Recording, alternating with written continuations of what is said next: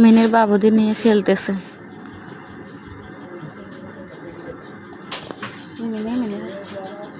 বাবু মা মেয়ে দুজনেই খেলতেছে। মিনির 3টা বাবু ছিল, 2টা বাবু আমি রেস্কিউ করে দিয়ে দিছি। মা মেয়ে খেলতেছে।